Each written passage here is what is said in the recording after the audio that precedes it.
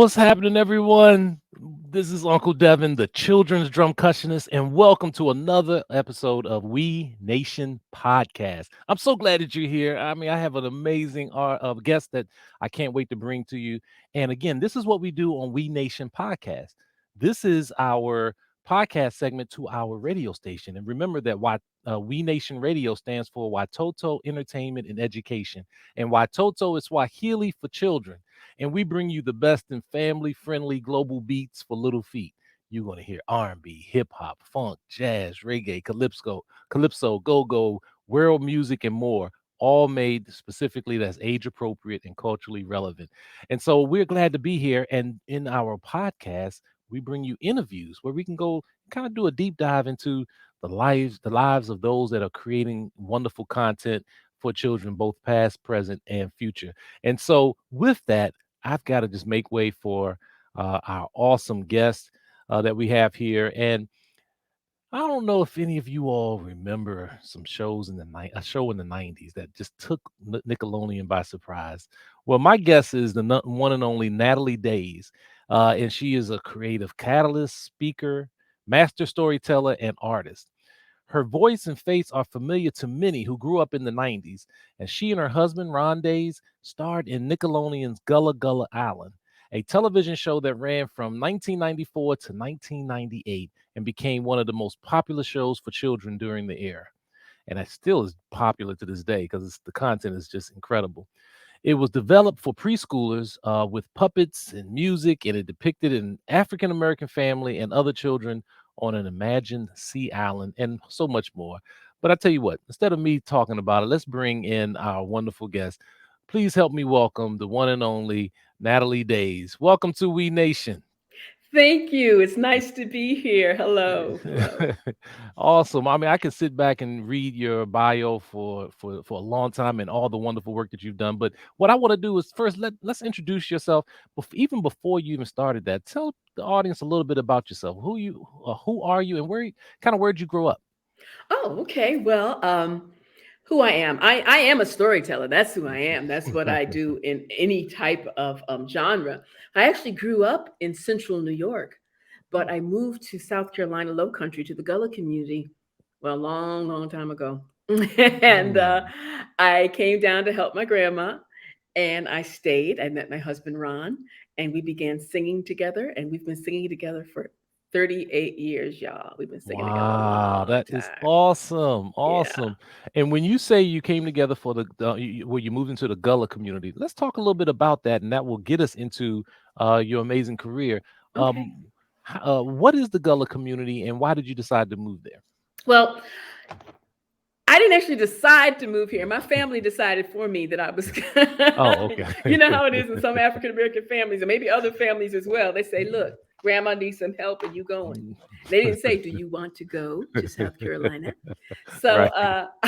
I came down the Gullah community on the coastal areas of South Carolina, Georgia, North Carolina, a little bit of Florida, um, and a little bit of Florida is a community that was populated largely by Africans from the west coast of Africa that were brought here during the slave trade.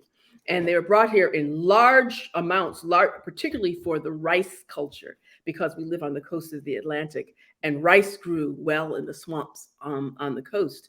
And so there was a huge influx of Africans brought here to cultivate this rice. And because the area was largely African, much more African than European, what you had was actually sort of a neo-African culture on the coast of South Carolina and Georgia, and as I said, a little bit of North Carolina, a little bit of Florida. Um, and so that community is known as the Gullah community. The West Africans' descendants are known as the Gullah people. Now, and I'm glad you mentioned rice. My mother's from Sumter, Summerton, South Carolina, and will tell anyone that she can eat rice every day. And I Every heard her day. say that. I grew up eating rice, and I can eat rice every day also. But I've been watching a lot more documentaries about the importance of rice, especially when I Mm-hmm. saw the documentary High on the Hog, Wasn't and I that believe, wonderful? oh, it was awesome. So, Yeah. you growing up in that and experiencing that, I mean, and understanding that connection to Africa, Mm-hmm. why is that culture important? Well, one thing that makes it important is that it creates direct ties. You can trace direct ties to the cultural practices in African American culture to West Africa. And so for so long, we felt like we were, you know, well, we were here. We lost all connection to our continent. We were just surviving. We are people without a past, and Yeah, it's so not true. And when right. you go to West Africa, it's like, oh, these are my cousins, and you're doing the same type of things. You're eating the same kinds of foods. The language, the Gullah language, is very much like the Creole languages on the coast of West Africa, and so you recognize where you come from, and so that's very important. And a lot, the more we research and know about Gullah culture, the more we know that were we continue to be African here. You know, Mhm. the old story that used to be told about the slave trade was that these empty vessels were brought over here, empty people, which of course Right. is ludicrous. Absolutely. But we are were people full of. I mean, we came here with our memories and our skills and our capabilities and our beliefs, Mhm. and we continue to develop them and develop new ones and pass them down and created a thriving and continuing culture here on the coast. Yeah. And I know that, and I'm glad you mentioned that because some of the first organizations in this country, as you know, we were very clear on our African, the African Free Society and the African Methodist Episcopal and African Methodist Episcopal Zion churches and Yeah. the African Freemasons. And so we've always, made that connection. And so with that, you and your husband, what made you all decide to move into this education piece of teaching children this history? It was my husband, really. When I met him, he was writing a book. My husband, when he graduated from Hampton University, it was Uh-oh. Hampton Institute back in the day, he got his first job. Well, one of his early jobs was as a reporter at the newspaper in Beaufort. They'd never hired a black reporter. Mm. And he was tired of just doing stories about, bad stuff. And so he began to do features about the people he grew up with on St. Helena Island. And after a while, he just began to do those stories for his own pleasure. And when he left that job, he continued to do this, to collect the oral histories of the elders and others.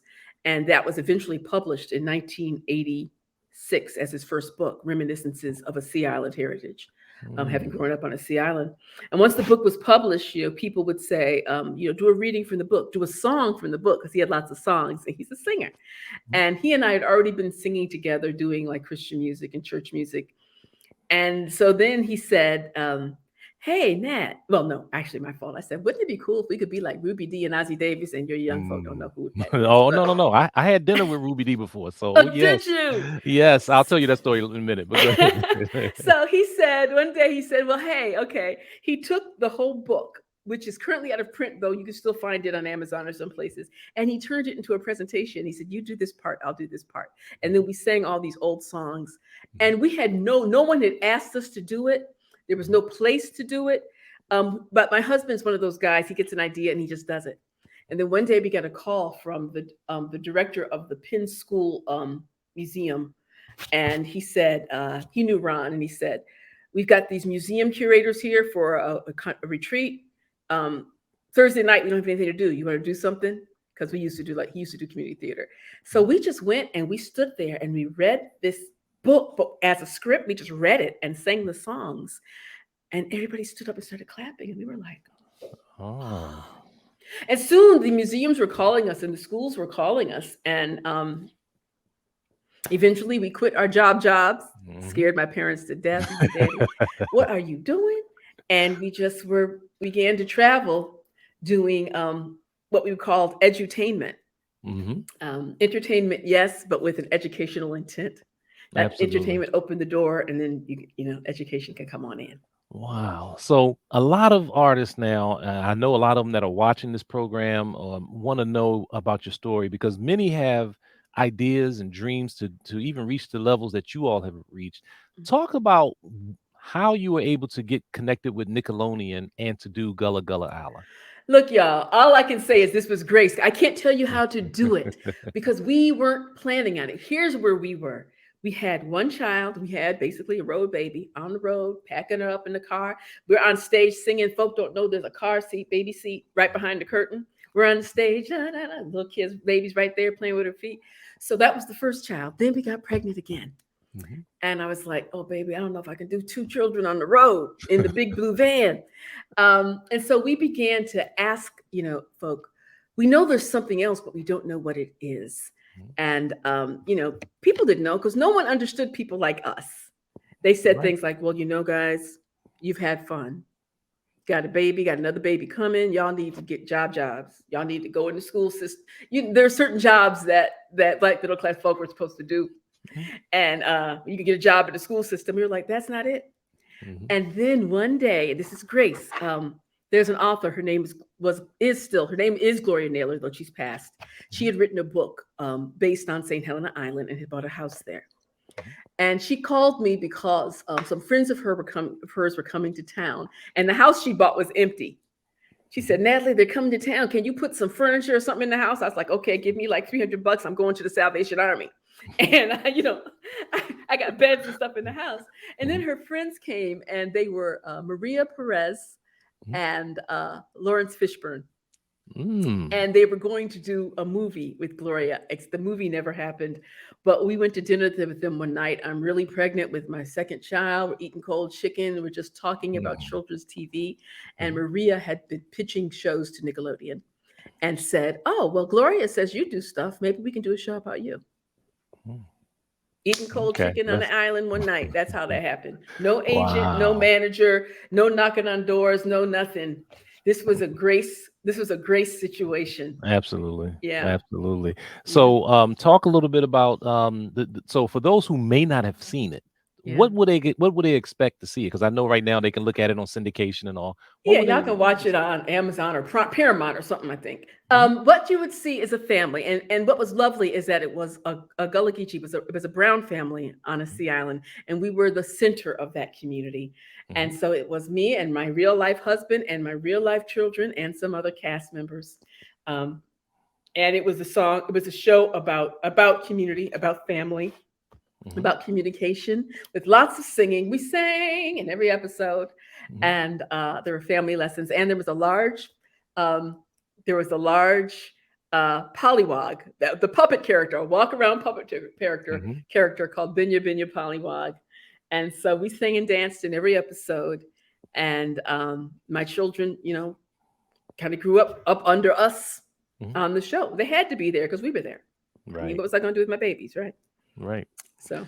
Well, what were some of your influences as a child? Did you, were there those that you follow? I'm always curious to hear what inspired you as a child musically and through television.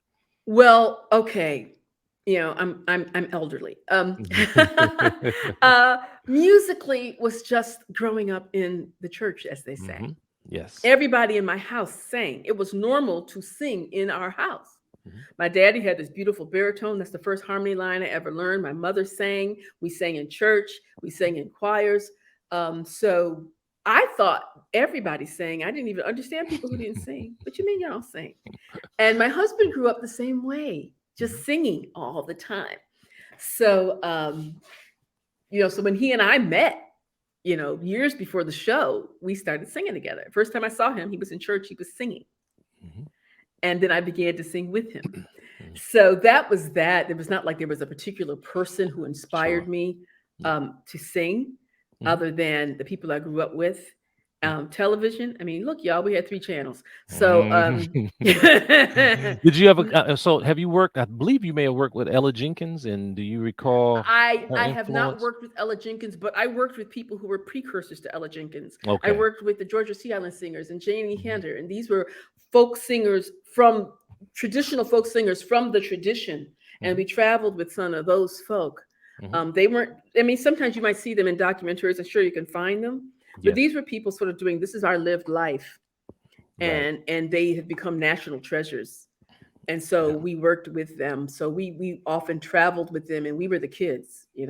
Right. Absolutely. We were the And kids in our 20s with these people who were yes. cultural legends. Mhm. Absolutely. And let me just let people know who just tuning in. You're listening to We Nation podcast. I'm Uncle Devin, the children's drum percussionist, and my guest is the phenomenal Natalie Daise, who is a co-founder with her husband of Gullah Gullah Island, plus more. Because I don't want to just limit you to that, because I know you're a phenomenal artist, In fact, that's how I got in contact with you because our Oh, good friend yeah. Mahogany, Yeah. um, she had this awesome song called "Collard Green Crown."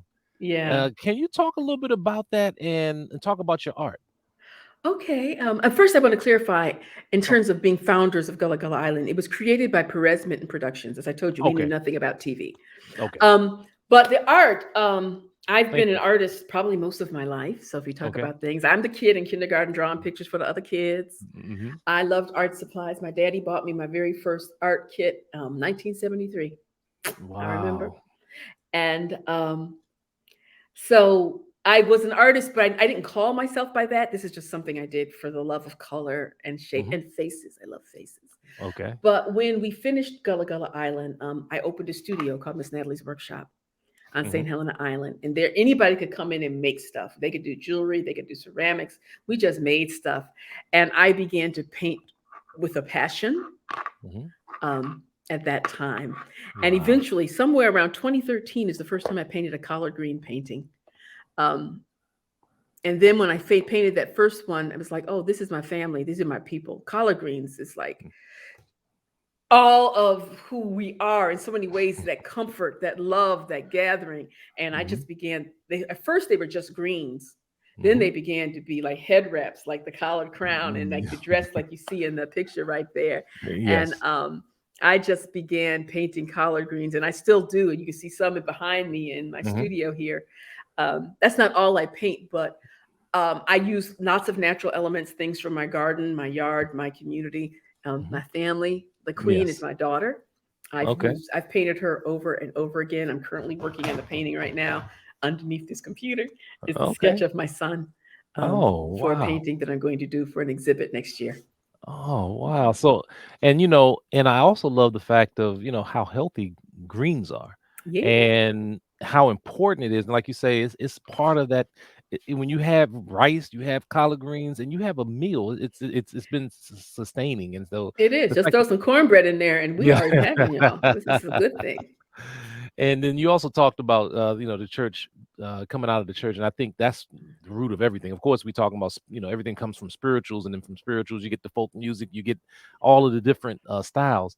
Yeah, And growing up in church myself, likewise, it was a church was more than just a religious experience. I mean, religious service. It was an experience.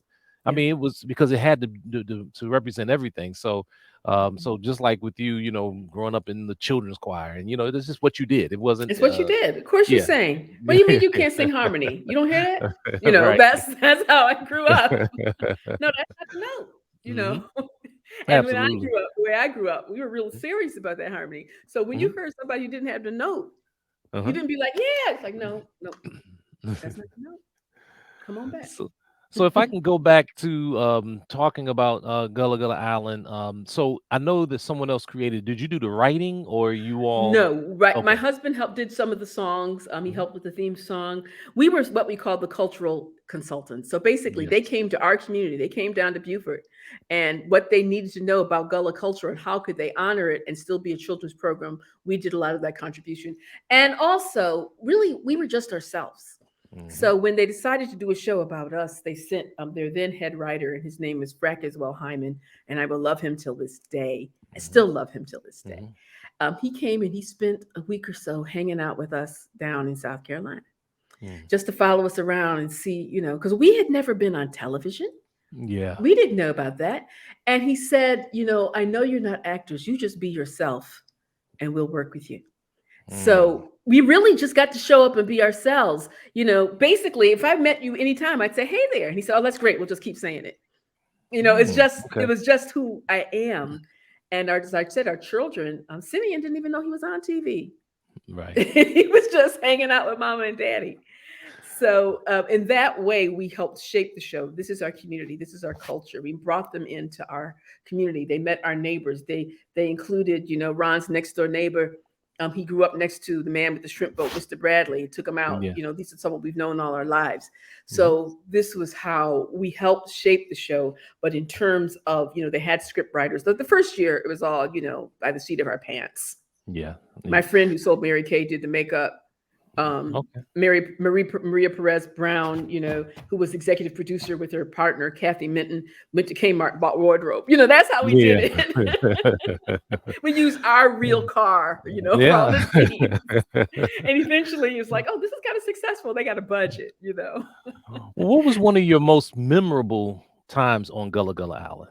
Was it something special that happened that just stands out? Well, you know what? Very in that maybe was it the first, second season, with my baby boy, because he was just there with his mama. Hmm. And I just loved those scenes where, he would just engage with me naturally as his own lovely self. Yeah. And there was this one scene at the end because I always broke the fourth wall and talked to all the kids, and Yes. I'm holding my son, and they have this little toy, this little thing put together called Okra Man. They had the okra and they stuck it together, Hmm. and I'm like with my son, and I'm like, look, it's Okra Man, look, and he just reached out and bit it, and I just I just loved it because he's a baby, Yeah. he's a year old. Exactly. I remember having a director who was fussing at him like, if you don't do so and so, you won't get your close up. I'm like, he don't Exactly. care. Oh, that sounds like a lot of fun. Yeah, Wow. it was fun. I mean, if you're going Mhm. to do television, and my son continues to be an actor, and TV, adult television is different certainly than the TV that we did. If you're going to break in on children's TV, was an excellent way to go. Yes. Nickelodeon Studios was a good way to go, and we worked with a good team, and so I'm grateful that was our introduction. Going back and I'm sure you've done it. You look back at what you all did during that time period in the 90s. What impact did you all have Wow. in society? We had no idea what was happening, Hmm. what happened. But I'm still hearing from my kids, and Yes. they're adults. I'm still hearing people say how it changed their lives and their perspective.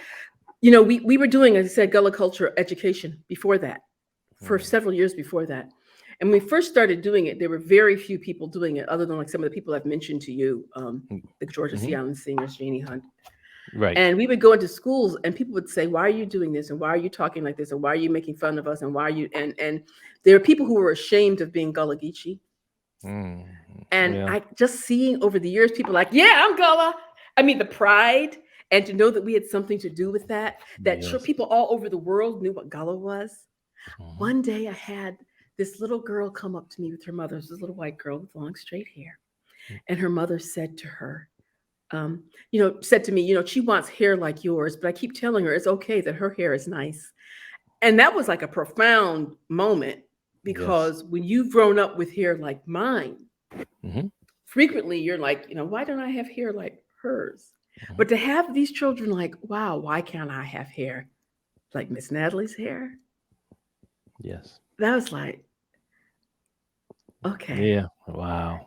And today still I have, it's like my kids. Hmm. And they're introducing it to their kids. And they still Well, send me messages and emails and Instagram posts and wow. from the kids who, they say that I was their other mama. Mm. And that's just, Wow. and like folk watch this all over the world. I get Mm. stuff from people. I don't know what the language is, but the show was dubbed in, I think, 23 languages. So Mm. Awesome. yeah. That is awesome. Yeah. And And again, for those that are just tuning in, you're listening to We Nation podcast. I'm Uncle Devin, the children's drum cushionist with Natalie Daise, who was part of the mother figure in Gullah Gullah Island, and with her husband, and we're just kind of having a conversation about that. And Natalie, I'll also ask you now, what are you doing these days? I understand you're a teaching artist and doing Oh, workshops. Talk a little bit about that. well, I'm an artist. Of course, I'm telling stories with my art, but as you can see, I'm in my studio now. Hmm. Um, and certainly during COVID, I've moved all my most of my life happens here. I do still do storytelling and presentations, but I've been doing virtually Hmm. through my trusty screen here in my Yes. studio. Just starting to do some things. I do. I also do workshops and training that have to do with privilege and diversity, and a lot of that is because as a storyteller, as an artist, there's a very different perspective and a way of approaching these Mhm. things, and that felt like important conversations that I can facilitate, and so I do. Um, I continue to sing with my husband when it comes up and we can, because we like to do that. Right. Right now, I'm working hard. I've got a children's book that's supposed to come out next year, and the publisher will probably see me doing it. Maybe he won't. They won't, and say, "So where's the art, Nat?" I'm working on it. So Yeah, and so that's right. You get to do your own art for your own children's I book. wrote it. Now I get to illustrate it. So That's awesome. yeah, but I'm a little behind. So Yeah. I gotta get painting. Well, I'm a drummer, and I always say you can't rush the groove, so it happened when it's supposed to happen. Yeah, I know, but there is like a deadline. But Yeah. I'm working with it. Uh, Now, do you have any other recordings? Have you all come up with any music CDs, or do you have recordings of your stories, storytelling, or anything like that? Hmm. Not currently available. Mhm, I have, but we just haven't kept up with it. okay. We have had. We actually thought of re-releasing. We had done shortly after we wrapped Gullah Gullah Island. We had done a, a CD of we call them night songs and Mhm. stories, Yeah. which we thought of re-releasing now that one can stream these things. And I do have a storytelling CD that I also thought of releasing as a stream. We just have not done that yet, because Okay. you're just juggling so many things. Right. So Well, I am considering it. okay, good, good. Yeah. We can, especially here at We Nation Radio, we don't only just play music, but we have story time. We Oh, also okay. have book authors that read their books, and the importance of that oral tradition is very significant. So we're always scurrying around to try to find those artists that have that information there. But let me ask you that, being that we are We Nation Radio, and we came together because there were very few opportunities for artists of color, Black artists who catered to children on in any level, but definitely in music. We weren't getting played on the mainstream children's radio channels, and like I'm certain likewise it was the same way in entertainment. You don't see that many programs like yours Mm-mm. on television. Talk a little bit about that. What would you like to see? What is your envision for what you think is needed for this next generation, based in entertainment? Wow. Well, I'm beginning to see some more of it, but certainly, when we did Gullah Gullah Island and it wrapped, one would assume after that you'd see more like that, and we Right. didn't. Hmm. It was like, okay, did that. Yeah.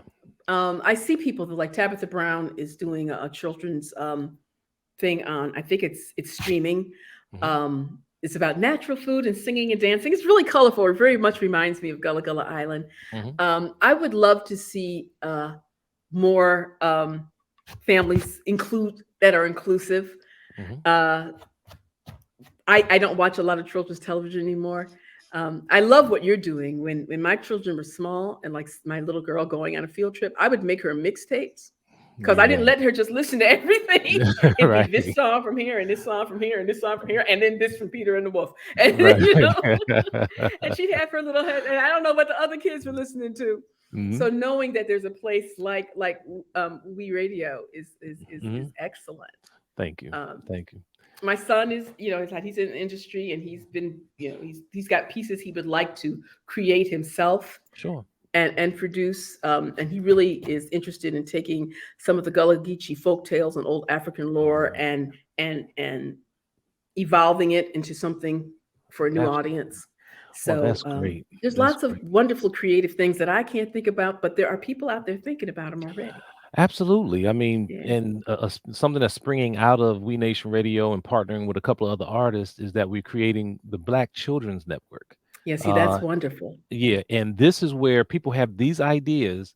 They've pitched them other places, and people have, ignored them or denied them. Mhm. We want them here, and it's Yeah. curated. It'll be over the top. Where we go around cable, and you can go directly to, all of the streaming services like Roku and Mhm. all. So that's going to be launching in 2022. Well, that's Um, exciting. yeah, it really is. And at the end of the day, we can't. While it would be great if others will open the door, but we can't wait for anyone else to do for our communities what we need to do for ourselves. What And did Harriet Tubman say? She was like praying for freedom, and God said, "You well then free yourself," and so she did. You know, I do a absolutely. one woman show on Harriet, and I love her. She is my Oh, patron saint, yes, and yes. her sort of stepping up and saying, "Okay, I'm going to free myself. I could wait." Hmm. That's And I right. think it's wonderful because as we began to go around, the gatekeepers, they're Yes. standing there with a gate, but there's no fence. N- uh, exactly. It's, So it's you it's stand like by the the gate if you want. it's the big odds with we give them more power than they really have. And Yes, it's, I mean, we already have about 20 artists that have pitched shows to us that we're now putting together, and it's going to happen. I'm not even It's not even when, but it's of not course even it if, will. but it will happen. and Of course it will. I and was so watching Kevin, what's his last name? Franklin. He does yes. something Kev on stage. I was like, Yeah. I've been watching this man for a while. Uh-huh. And I was like, okay, see, that's how you can do that. That's right. Yeah, That's right. yeah. Absolutely. Well, listen, I don't want Mhm. to take too much more of your time. Okay. Before I go, let me just I mentioned you mentioned Ruby D, but Mhm. I was the president of the Black Student Union at the University of Maryland, Baltimore County, back in 1987, and her husband uh, Ruby Dee and Ozzie Davis was I'm supposed to come and Davis. speak on campus, but he couldn't make it, so he asked his wife to sub for him. We picked her up from the airport, and she said, "Well, we had some time. Would you? I gotta have dinner, but I hate eating by myself. Would you all? It was me and a couple of other members. Would y'all Mhm. have dinner with me?" So we're sitting here having dinner with the Ruby D, and it How was just wonderful. Mhm. she was just like a mother to us, and then she spoke that night and just tore the house up. So I Wonderful. had Yeah, that. I just loved her energy. I would love to have met her. Exactly. I had that Yeah. option, that opportunity. So, but nonetheless, I want to just thank you, in the spirit of our African ancestries and our African community. Thank you for your contributions and having the courage to step out where you weren't sure. I mean, you did what the spirit told you to do, Yeah. and that spirit has now is continually to educate other people. So thank you so much. Tell your husband the same thing, and your family, because this definitely was a family affair, Yes, it was. for sure. And we'll be in contact with you soon, and we look forward to spreading the word even more about about Gullah Gullah Island, about your workshops, about your book. Make sure you let us know about your book so that we I can also will. I push that as will. well. All right. Okay. All right. Thank Thanks. you. You're welcome. Thank you for being on the show. All right. So, and there you have it, the one and only Natalie Daise. I've been posting up the information. You can go to Natalie Daise, and she spells her last name Daise. So you can go nataliedaise.com. You can find her on her social media handle, and I didn't have it in front of me. I know she sent it to me, but you can go to nataliedaise.com. I'm sure the information is there, or just do a Google search, and make sure if you have if you're a librarian or if you're a school, make sure you hire her to come into your classroom virtually or in person when that's available. So I want to thank you all for being on the show. Again, I am Uncle Devin, the children's drum cushionist. You're listening to We Nation Radio podcast. We always can find more information about what we're doing at wenationradio.com. And you can follow us on our social media platforms at We Nation Radio. That's on all the ones. So We Nation with two E's. Don't forget that. But listen, I got to get out of here. I am Uncle Devin, the children's drum cushionist. It's been a pleasure and an honor to be here with you. And as I always say, just remember that life is a drum. So beat it.